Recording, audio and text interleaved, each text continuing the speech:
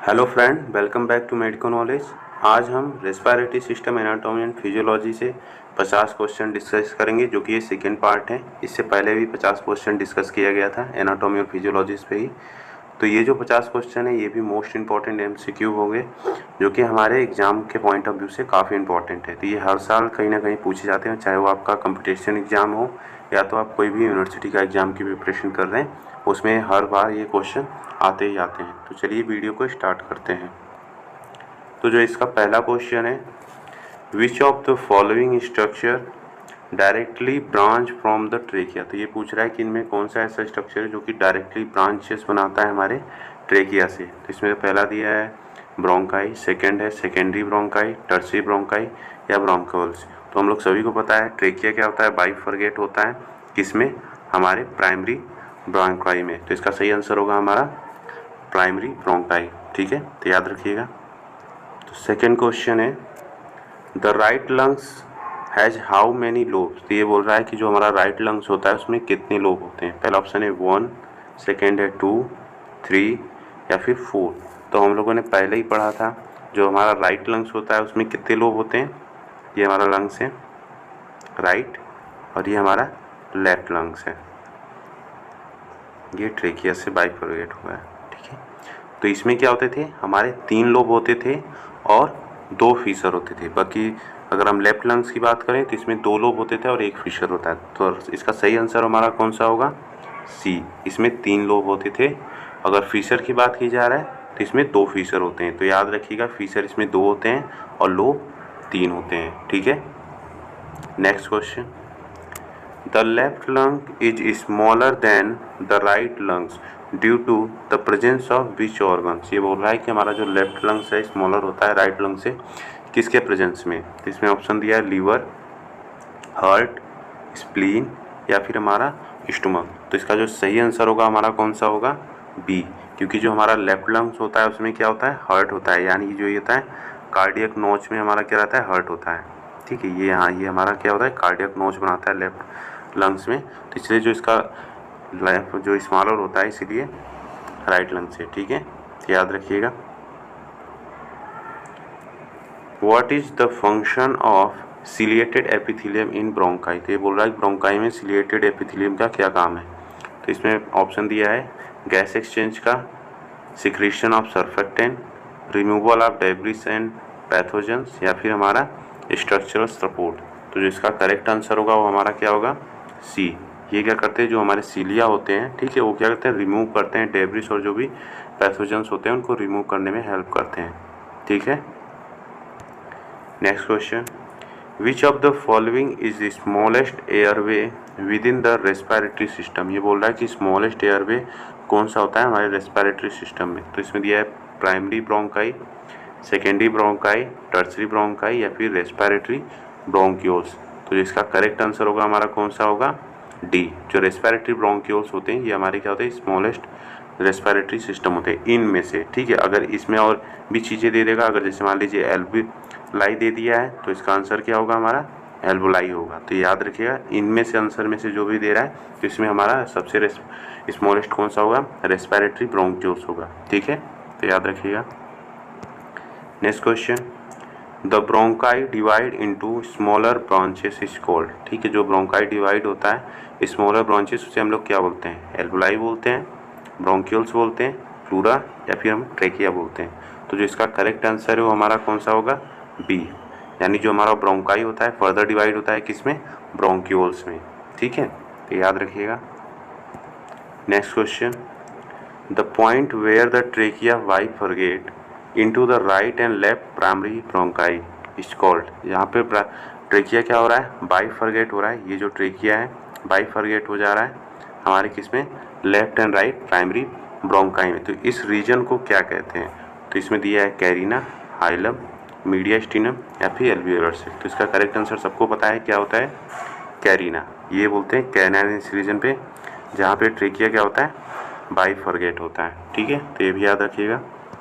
Next question, which of the following structure is not part of conducting zone of the respiratory system. ये बोल रहा है कि इसमें कौन सा सब स्ट्रक्चर है जो कि हमारे कंडक्टिंग जोन का पार्ट नहीं है। तो इसमें दिया है ऑप्शन ट्रेकिया, ब्रोंकाई, एल्वोलाई या फिर ब्रोंक्यूल्स। तो सबको पता है इसका आंसर क्या होगा, alveoli, C.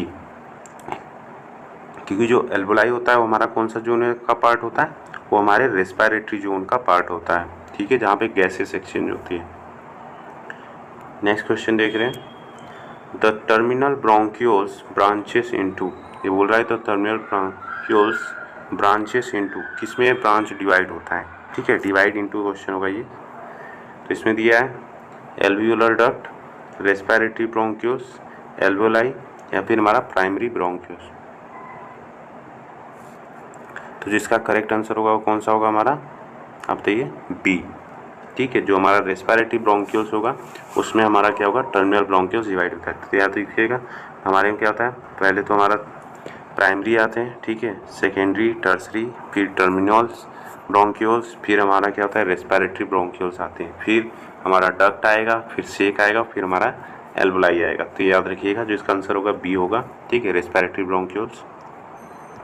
Next question, what is the name of thin membrane that cover the lungs.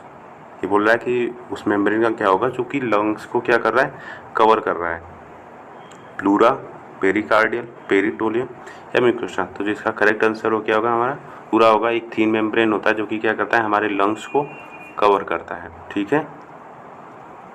Next question, the primary function of the alveoli, बोला है एल्वोलाई का प्राइमरी फंक्शन क्या होगा, filtration of air, gases exchange, mucus secretion या फिर humidification of air. देखो ये सब करता है, लेकिन इसका जो मेन फंक्शन होता है प्राइमरी फंक्शन, वो क्या करता है, गैस एक्सचेंज कराता है, ठीक है, तो याद रखिएगा।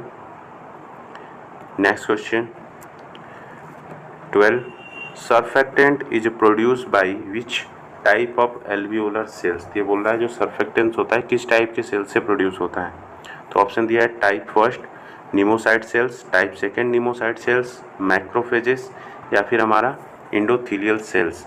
तो जो इसका करेक्ट आंसर होगा वो क्या होगा हमारा, बी। जो टाइप 2 निमोसाइट सेल्स होते हैं वो हमारे क्या करते हैं, सर्फेक्टेंट का प्रोड्यूस करते हैं, ना कि टाइप 1। तो ये भी याद रखिएगा, कंफ्यूज मत होइएगा। टाइप 2 जो निमोसाइट सेल्स होते हैं वही हमारा क्या करता है, सर्फेक्टेंट्स का प्रोडक्शन करता है, ठीक है। Next question, which of the following is the primary muscles responsible for inspiration. इसमें देख रहे हो क्वेश्चन ध्यान से पढ़िए, गलत मत करिए। उसमें बोला है primary muscles responsible for inspiration के लिए पूछ रहा है। इसमें दिया है diaphragm, intercostal muscles, abdominal muscles और स्टर्नोक्लीडोमेस्टॉइड मसल। अब आपको लग रहा होगा कि तो इसमें दो ऑप्शन दिया है, एक तो डायफ्राम भी होता है हमारा प्राइमरी मसल्स और हमारा इंटरकोस्टल मसल्स होता है, लेकिन इसमें पूछा क्या है, इंस्पायरेशन के लिए। अब इंटरकोस्टल मसल्स भी दो होते हैं, एक तो हमारा इंटरनल होता है और दूसरा हमारा एक्सटर्नल होता है। एक्सटर्नल वाला हमारा क्या करता है, इंस्पायरेशन में हेल्प करता है और इंटरनल वाला हमारा एक्सपायरेशन में हेल्प करता है। तो जब अब इसमें तो पर्टिकुलर तो दिया नहीं है, तो इसका जो करेक्ट आंसर होगा कौन सा होगा हमारा, ए, डायफ्राम ही हमारा क्या होगा, प्राइमरी मसल्स होगा रिस्पॉन्सिबल फॉर इंस्पायरेशन, ठीक है। तो गलत मत करिएगा, इसका आंसर ये होगा। नेक्स्ट क्वेश्चन देखते हैं, the exchange of gases between the alveoli and blood is known है। तो ये बोल रहा है कि एक्सचेंज ऑफ गैसेस किसके बीच में हो रहा है, एल्वोलाई और ब्लड के बीच में हो रहा है। तो उसे हम क्या बोलेंगे, internal respiration, external respiration, cellular respiration या फिर पल्मोनरी रेस्पिरेशन। तो याद रखिएगा इसका जो करेक्ट आंसर होगा हमारा क्या होगा, बी होगा, एक्सटर्नल रेस्पिरेशन बोले हैं, क्योंकि ये एक्सचेंज कहाँ पे हो रहा है, हमारे एल्वोलाई और ब्लड के बीच में हो रहा है। वहीं अगर हमारा ब्लड और टिश्यू के बीच में होगा तो उस चीज़ को हम लोग बोलेंगे, क्या बोलेंगे बताइए, इंटरनल रेस्पिरेशन, ठीक है। ब्लड और टिश्यू के बीच में अगर होता है तो हमारा क्या होता है, इंटरनल रेस्पिरेशन। तो ये बोल रहा है कि हमारे किसके बीच में, एल्वोलाई और ब्लड के बीच में। तो इसका करेक्ट आंसर होगा बी वाला हमारा, ठीक है, एक्सटर्नल रेस्पिरेशन, भूलिएगा नहीं, याद रखिएगा इसको। Next question, which of the following increase the surface area of the gas exchange in the lungs. ये बोल रहा है कि इसमें कौन सा फॉलोइंग स्ट्रक्चर होगा जो कि इंक्रीज करेगा सरफेस एरिया को गैस एक्सचेंज कराने में, ठीक है। तो इसमें दिया है ब्रोंकाई, एल्वोलाई, प्लूरा या फिर हमारा ट्रेकिया। तो जो इसका करेक्ट आंसर होगा हमारा कौन सा होगा, जो हमारा एल्वोलाई होता है वो इंक्रीज कराता है सरफेस एरिया जिसका अर्थ से गैस एक्सचेंज हो। तो गैस एक्सचेंज याद रखिएगा, गैस एक्सचेंज के लिए बोल रहा है, तो हमारा एल्वोलाई इसका करेक्ट आंसर होगा, ठीक है। Next, where does the oxygenation of blood primary occur. ये बोल रहा है कि कहाँ पे ऑक्सीजनेशन होता है ब्लड का तो इसका ऑप्शन दिया है ब्रोंकाई, ट्रेकिया, एल्वोलाई या फिर कैपिलरी सिस्टम ऑफ सर्कुलेशन। तो जो इसका करेक्ट आंसर होगा हमारा कौन सा होगा, सी, एल्वोलाई में ही हमारा क्या होता है, ऑक्सीजनेशन होता है। ठीक है, तो ये भी याद रखिएगा। Next question, oxygen and carbon dioxide move across the alveolar membrane by कौन से टर्म। इसमें दिया है एक्टिव ट्रांसपोर्ट के द्वारा जाता है, या फिर डिफ्यूजन के द्वारा जाता है, या फिर फैसिलिटेड डिफ्यूजन, या फिर ऑस्मोसिस डिफ्यूजन। तो जो इसका करेक्ट आंसर होगा हमारा कौन सा होगा, बी, बाई द डिफ्यूजन के द्वारा ही क्या होता है, जो हमारा ऑक्सीजन और कार्बन डाइऑक्साइड मूव करते हैं एल्वियोलर मेम्ब्रेन से। तो ये याद रखिएगा। Next question, during expiration the diaphragm. तो एक्सपायरेशन हम जब कर रहे हैं तो उसमें हमारा डायफ्राम क्या करता है, कॉन्ट्रैक्ट एंड फ्लैटेंड हो जाता है, या फिर रिलैक्स एंड मूव अपवर्ड करेगा, कॉन्ट्रैक्ट एंड मूव डाउनवर्ड करेगा, या फिर रिलैक्स एंड फ्लैटेंड रहेगा। तो जो इसका करेक्ट आंसर हमारा क्या होगा, बी होगा, क्योंकि ये पूछ रहा है एक्सपायरेशन में। ठीक है, तो ये रिलैक्स और मूव अपवर्ड की तरफ होता है, जबकि जो हमारा इंस्पायरेशन है उसमें क्या करता है, कॉन्ट्रैक्ट करता है, मूव डाउनवर्ड। ठीक है, तो याद रखिएगा, कंफ्यूज मत होइएगा। Next question, the partial pressure of oxygen in the alveolar air is approximately. तो ये बोल रहा है कि पार्शियल प्रेशर कितना होता है एल्वोलाई में, जो कि कितना होता है। ठीक है, तो ये 40 mm मतलब 40 mmHg, 46 mmHg, 100 mmHg, या फिर 160 mmHg। तो जो इसका करेक्ट आंसर होगा हमारा कौन सा होगा, सी, 100 mmHg होता है हमारे एल्वियोलर एयर में। ठीक है, जो इसका पार्शियल प्रेशर होता है, तो याद रखिएगा ये भी। Next question, what is the function of pulmonary surfactant. जो हमारा पल्मोनरी सर्फेक्टेंट होता है उसका क्या फंक्शन होता है। पहला दिया है option, enhance mucus production. Next है increase lungs compliance, stimulate cough, या फिर मेंटेन एल्वियोलर रिजिडिटी। तो जो इसका मेन फंक्शन है वो हमारा क्या होता है बताइए। ये क्या करता है, इंक्रीज करता है लंग्स कंप्लायंस। ठीक है, तो याद रखिएगा। Next, which of the following lungs volume represent the total amount of air of the lungs can hold। तो इसमें ऑप्शन दिया है tidal volume, residual volume, vital capacity, या टोटल लंग्स कैपेसिटी। तो इसका कौन सा आंसर सही होगा, आप सभी को पता है, डी, जो टोटल लंग कैपेसिटी होता है वही हमारा रिप्रेजेंट करता है किसमें, लंग्स, कितनी total amount of air lungs can be hold. तो उसे हम लोग बोलते हैं टोटल लंग्स कैपेसिटी। ठीक है, याद रखिएगा।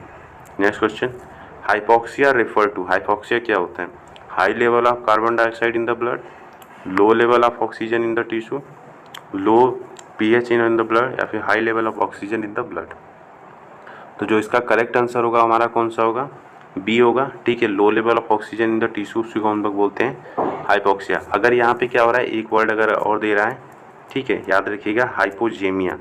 अगर हाइपोजेमिया दे रहा है तो इसमें यानी कि ये कहाँ पे ऑक्सीजन लेवल कमी हो रहा है, ये हमारे ब्लड में डिक्रीज हो रहा है। ठीक है, ब्लड में हमारे क्या हो रहा है, ऑक्सीजन लेवल डिक्रीज हो रहा है, तो उसे हम लोग बोलते हैं हाइपोजेमिया। ठीक है, जहाँ पे मियाँ ये लगा रहे हैं तो ये बोलते हैं हम लोग ब्लड। ठीक है, तो इसको याद रखिएगा, ये भी एक क्वेश्चन है।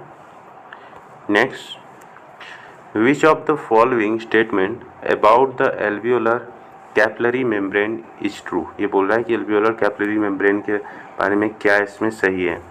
It is a thick to prevent damage, it allow to for rapid diffusion of gases, it actively transport gases across the membrane, it does not allow carbon dioxide to pass through. तो इसमें true पूछा है कि इसका सही answer क्या होगा, B. ये क्या करता है, अलाउ करता है for rapid diffusion of gases. तो जानते हो जो एल्वियोलर कैपिलरीज मेम्ब्रेन होती है उसमें क्या होता है, डिफ्यूजन होता है गैसेस एक्सचेंज का। जो हमारा कार्बन डाइऑक्साइड होता है, हमारा जो ऑक्सीजन होता है, वो दोनों का एक्सचेंज होता है। ठीक है, इसका आंसर बी होगा। Next, which substance is transported predominantly in dissolve form in the blood plasma. तो बोल रहा है कि प्रीडोमिनेंटली डिजॉल्व फॉर्म में जो ब्लड प्लाज्मा में होता है ट्रांसपोर्ट, कौन सी गैस सब्सटेंस होता है। ठीक है, यानी गैस की बात कर रहा है।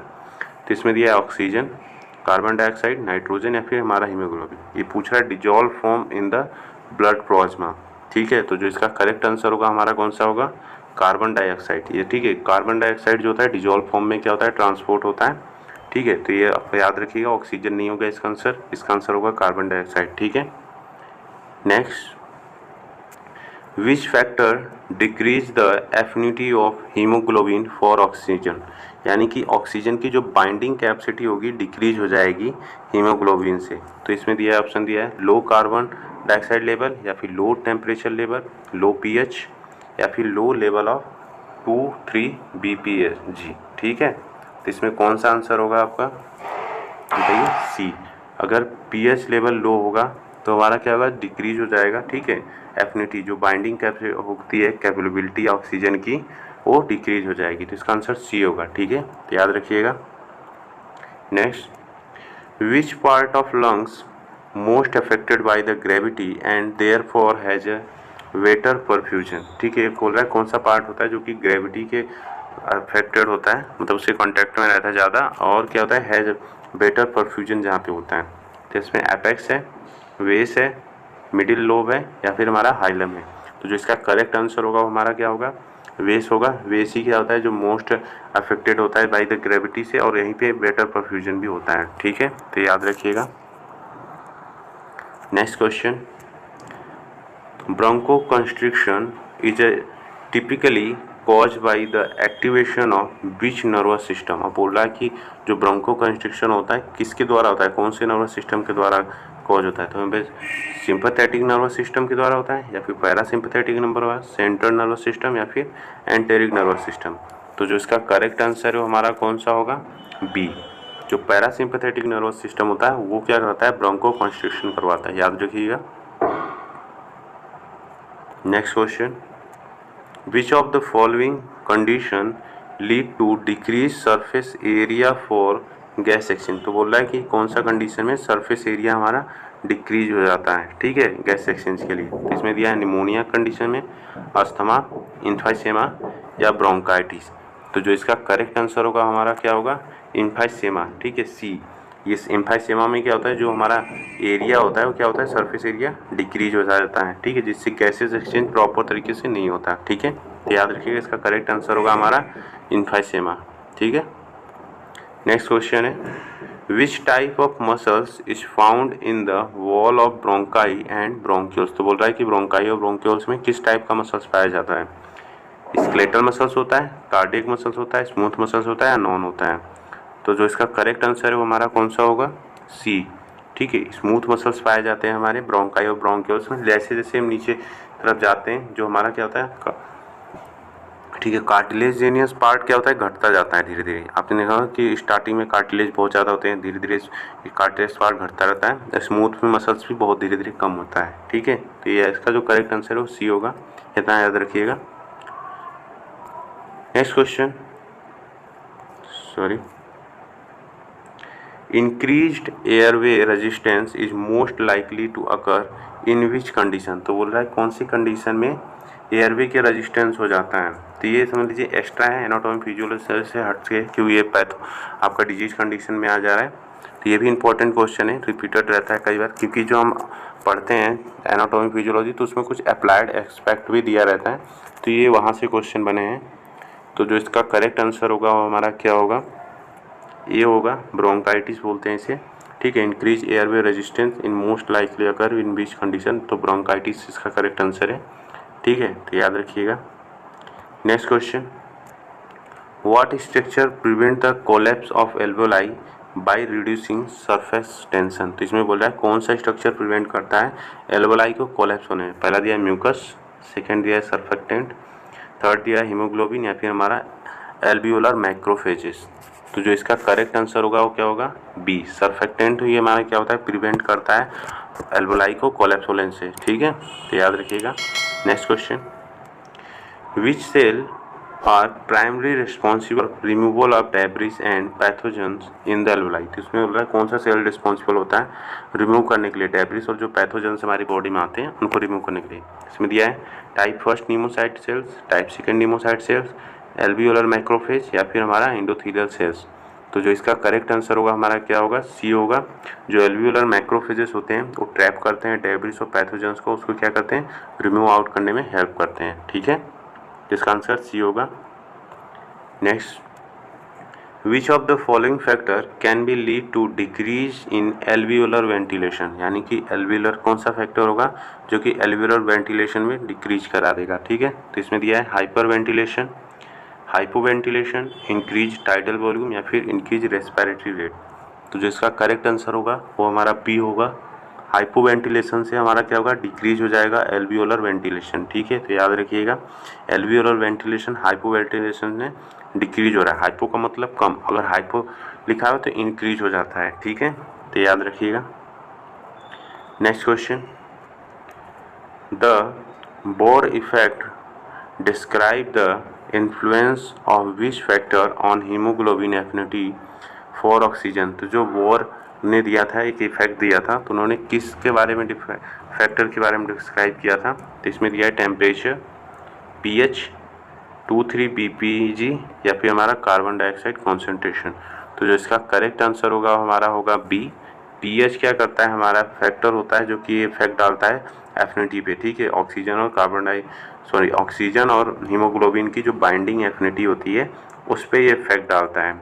ठीक है, next, alveolar gases exchange efficiently is most dependent on. तो इसमें से कौन सा है कि इफिशियंटली हो जाए, जो कि एल्वियोलर गैसेस एक्सचेंज हो वो आराम से हो जाए। तो इसमें दिया है alveolar surface area, lungs compliance, respiratory rate या फिर हमारा एयरवे रेजिस्टेंस। तो इसका जो करेक्ट आंसर होगा हमारा क्या होगा, एयरवे सरफेस एरिया जितना अच्छा होगा उतना ही अच्छा क्या होगा, हमारा एल्वियोलर गैस एक्सचेंज होगा। ठीक है, तो याद रखिएगा इसका आंसर ये होगा। Next question, which of the following condition would result in hypoventilation. फिर से पूछा है कि हाइपोवेंटिलेशन में कौन सी कंडीशन रिजल्ट होगी, anxiety, COPD, chronic obstructive pulmonary disease, hyperthyroidism या फिर पल्मोनरी एम्बोलिज्म। तो जो इसका करेक्ट आंसर होगा हमारा क्या होगा, बी होगा। COPD की कंडीशन एराइज होगी जब हमारा क्या होगा, हाइपोवेंटिलेशन करेगा पेशेंट। ठीक है, next question, which mechanism help to maintain the patency of alveoli during exhalation. तो बोल रहा है कौन सा मैकेनिज्म हेल्प करता है एल्वोलाई की पेटेंसी को मेंटेन करने, उसकी स्ट्रक्चर को मेंटेन करने के लिए। ठीक है, इसमें दिया है म्यूकस प्रोडक्शन, सर्फेक्टेंट सिक्रेशन, उसके बाद दिया है ब्रोंकियल कंस्ट्रिक्शन या फिर डायफ्रामेटिक कॉन्ट्रैक्शन। तो जो इसका करेक्ट आंसर होगा हमारा क्या होगा, अब बताइए, बी। जो हमारा सर्फेक्टेंट सिक्रेशन होता है उससे ये हेल्प करता है हमारे एल्वोलाई को पेटेंस रखने में, उसकी स्ट्रक्चर को मेंटेन करने में। ठीक है, तो इसका आंसर बी होगा। Next question, which gas law explain the relation between pressure and volume of A gas in the lungs during the breathing. तो ये आप याद रखिए कौन सा लॉ होता है जो कि हमारे प्रेशर और वॉल्यूम के बीच में रिलेशन बनाता है। तो इसका जो करेक्ट आंसर होगा वो हमारा ए होगा। बॉयल्स लॉ जो होता है वो हमारा होता है, ठीक है, प्रेशर और वॉल्यूम के बीच में एक रिलेशन बनाता है। याद रखिएगा ये भी, ये बहुत रेयर केस में पूछा जाता है, कभी कभी आता है, तो याद रखिएगा ये भी क्वेश्चन है, आया हुआ है 1-2 बार। ठीक है, इसको भी याद रखिएगा। Next, which of the following would increase the diffusion capacity of the lungs. ये बोल रहा है कि कौन सा ऐसा चीज़ है जो कि डिफ्यूजन कैपेसिटी को क्या है, बढ़ा सकता है। तो thickening of the alveolar membrane, increase in surface area of the alveoli, decrease in pulmonary capillary blood flow या फिर decrease in alveolar oxygen pressure। तो जो इसका करेक्ट आंसर होगा वो हमारा क्या होगा, बी होगा। Increase surface area of the alveoli, जितना ज़्यादा सरफेस एरिया एल्वोलाई होगा तो उतना ही डिफ्यूजन कैपेसिटी हमारा क्या होगा, ज़्यादा होगा। ठीक है, तो याद रखिएगा ये। Next, what happened to pressure in the thoracic cavity during the inspiration. क्या होगा अगर प्रेशर हमारा थोरेसिक कैविटी में, what happen to pressure in the thoracic cavity during the inspiration, क्या होगा, बढ़ेगा, घटेगा या फिर रिमेन रहेगा। तो ये पूछ रहा है कि during the inspiration thoracic cavity का प्रेशर बढ़ता है या घटता है। तो इसका करेक्ट क्या आंसर होगा बताइए, इंक्रीज होगा या फिर डिक्रीज होगा या रिमेन अनचेंज या फिर ऑस्कुलेट होगा, बढ़ता घटता रहेगा। तो जो इसका करेक्ट आंसर है वो हमारा क्या होगा, डिक्रीज होगा। ठीक है, इट डिक्रीज, यानी बी आंसर इसका सही है। ठीक है, इंस्पायरेशन में हमारा जो थोरेसिक कैविटी होता है वो डिक्रीज होता है, सॉरी प्रेशर जो होता है डिक्रीज होता है, जो हमारा वॉल्यूम होता है वो हमारा क्या होता है, इंक्रीज होता है। ठीक है, तो याद रखिएगा। Next question, which of the following is a chronic disease characterize by the destruction of alveolar cells. इसके बाद जो क्वेश्चन आएंगे वो थोड़ा डिजीज से रिलेटेड रहेंगे, क्योंकि कई बार डिजीज से भी रिलेटेड क्वेश्चन पूछा गया है। तो जो इसका करेक्ट आंसर होगा हमारा क्या होगा, सी होगा। ठीक है, इम्फाइसेमा होता है जिसमें क्या होता है, जो क्रॉनिक डिजीज कंडीशन होती है करेक्टराइज बाई, तो इम्फाइसेमा क्या करता है, और जो हमारा क्रॉनिक ब्रोंकाइटिस होता है, तो ये दोनों मिलकर क्या करते हैं, सीओपीडी कॉज करते हैं। ठीक है, तो इसका करेक्ट आंसर है सी है। ठीक है, इम्फाइसेमा, कंफ्यूज मत होइएगा। Next question, pulmonary oedema is most likely to affected which aspect to the respiration. ये बोल रहा है पल्मोनरी एडिमा एक डिजीज कंडीशन है, मोस्टली लाइक कौन सा अफेक्टेड होगा, रेस्पिरेशन के एस्पेक्ट में। ठीक है, airway resistance, lungs compliance, alveolar diffusion या फिर डायफ्राम फंक्शन। तो इससे कौन सा इफेक्ट डालेगा ये बताइए पल्मोनरी एडिमा में। तो जो इसका करेक्ट आंसर होगा हमारा सी होगा। जो हमारा एल्वियोलर डिफ्यूजन होगा वो प्रॉपर तरीके से नहीं हो पाता है पल्मोनरी एडिमा में। ठीक है, क्योंकि फ्लूइड का वहाँ पे अक्यूमुलेशन हो जाता है। तो याद रखिएगा, इसका आंसर सी होगा। Next question, which condition is characterize by the collapse of part of all of the lungs. ये बोल रहा है कि कौन सा कंडीशन है जो कि करेक्टराइज करेगा collapse of part of all of lungs. ठीक है, जो पूरे लंग्स से क्या हो, कोलैप्स हो जाए, तो बोलेगा निमोथोरेक्स की कंडीशन में होता है, या फिर प्लूरल फ्यूजन में, एटलेक्टेसिस या फिर इम्फाइसेमा। जब कोलैप्स ऑफ लंग्स की बात कर रहे हैं तो उस कंडीशन को हम लोग बोलते हैं, ठीक है, एटलेक्टेसिस। तो इसका आंसर होगा सी। ठीक है, कोलैप्स ऑफ लंग्स या फिर एटलेक्टेसिस ये कंडीशन होती है। ठीक है, next question, which of the following condition is often associated with a barrel chest due to hyper ventilation of the lungs. पूछ रहा है कि कौन सा कंडीशन होगा जो कि जिसमें एसोसिएटेड होता है हमारा वेरल चेस्ट। ठीक है, due to hyper ventilation of the lungs. तो इसमें ऑप्शन दिया अस्थमा, क्रॉनिक ब्रोंकाइटिस, इम्फाइसेमा या फिर निमोनिया। तो जो इसका करेक्ट आंसर होगा सी। ठीक है, सी में हमें जो हमारा इम्फाइसेमा होता है उसमें वेरल चेस्ट हमें देखने को मिलता है। ठीक है, हाइपर वेंटिल ऑपरेशन क्या करता है, हाइपर वेंटिलेशन, जल्दी जल्दी सांस लेता है। ठीक है, उस कंडीशन में। Next question, which type of lungs disease is characterized by difficulty in lungs expansion due to the stiff lungs tissue। तो इसमें कौन सा कंडीशन है, obstructive lungs disease, restrictive lungs disease या फिर अस्थमा या फिर हमारा COPD, chronic obstructive pulmonary disease. ये पूछ रहा है कि हमारा जो लंग्स डिजीज है उसमें characterize difficulty in lungs expansion. Lungs क्या हो रहा है, एक्सपेंस नहीं पा रहा है और स्टिफ हो जा रहा है लंग्स टिश्यू। तो जो इसका करेक्ट आंसर है वो हमारा कौन सा होगा, बी। ठीक है, रिस्ट्रक्टिव लंग्स डिजीज होते हैं जो कि रिस्ट्रिक्ट कर देते हैं लंग्स की फंक्शन को और वो एक्सपांड नहीं हो पाता, और टिश्यू क्या होती है वहाँ पे, स्टिफ हो जाती है। ठीक है, तो इसका आंसर बी होगा। Next, which of the following is most likely to cause increase the respiratory rate. बोल रहा है कौन सी कंडीशन है जो रेस्पिरेटरी रेट को बढ़ाने में हेल्प करता है, हाइपोक्सीमिया, हाइपरकैप्निया, एल्किलोसिस या फिर हाइपोटेंशन। तो जो इसका करेक्ट आंसर होगा हमारा क्या होगा, बी होगा, हाइपरकैप्निया। यानी कि जब हमारे ब्लड में क्या हो, CO2 का लेवल बढ़ जाए तो उस कंडीशन में हमारा जो रेस्पिरेटरी रेट होता है वो बढ़ जाता है, क्योंकि उसको एक्सपेल आउट कराना रहता है CO2 को। ठीक है, तो इसका आंसर बी होगा। Next, asthma is a primary disease of. तो अस्थमा कौन सी डिजीज होती है, एल्वलाई की होती है या फिर ब्रोंक्यूल्स की होती है, प्लूरा की होती है, फिर ट्रेकिया की होती है। तो जो इसका करेक्ट आंसर है वो क्या होगा हमारा, बी, ब्रोंक्यूल्स की डिजीज होती है अस्थमा, ना कि एल्वलाई की। तो याद रखिएगा। ठीक है, कंफ्यूज मत होइएगा इसमें कि एल्वलाई की है, तो ये जो डिजीज होती है ब्रोंक्यूल्स डिजीज होती है। ठीक है, next question, which of the following would you expect in the patient with chronic obstructive pulmonary disease. तो आप इसमें से कौन सा एक्सपेक्ट करेंगे, अगर किसी पेशेंट को COPD है तो क्या होगा, उसमें डिक्रीज होगा रेसिडुअल वॉल्यूम या फिर इंक्रीज होगा जो रेसिडुअल वॉल्यूम होगा, या फिर डिक्रीज टाइडल वॉल्यूम या फिर इंक्रीज टाइडल वॉल्यूम।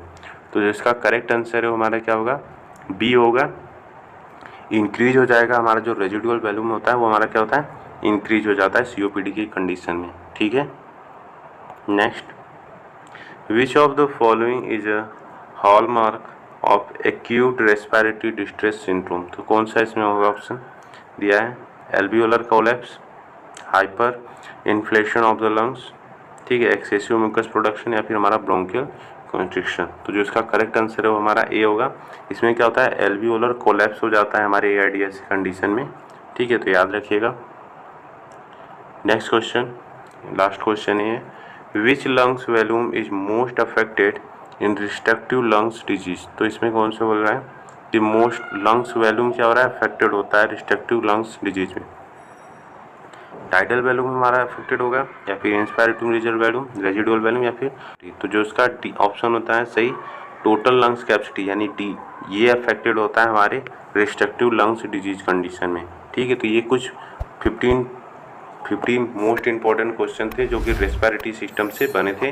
तो इससे पहले हम लोगों ने 50 डिस्कस किया, तो टोटल 100 क्वेश्चन हो गए। तो ये 100 क्वेश्चन काफ़ी इंपॉर्टेंट है आपके एग्जाम के पॉइंट ऑफ व्यू से। तो आप कोई भी एग्जाम का प्रिपरेशन कर रहे हैं तो ये 100 क्वेश्चन आप देख कर जाइएगा। उसमें 100% चांसेस है कि ये क्वेश्चन कहीं ना कहीं आपको फंसेंगे। तो अगर आपको कोई भी डाउट है किसी भी क्वेश्चन से लेकर, तो आप उस डाउट को पूछ सकते हैं कमेंट बॉक्स में। मैं जल्दी कोशिश करूँगा उस क्वेश्चन का रिप्लाई करने के लिए। और अगर आपको वीडियो पसंद आया हो तो प्लीज़ वीडियो को लाइक करें, शेयर करें और चैनल को सब्सक्राइब करना ना भूलें। मिलते हैं नेक्स्ट वीडियो में। Thanks for watching this video.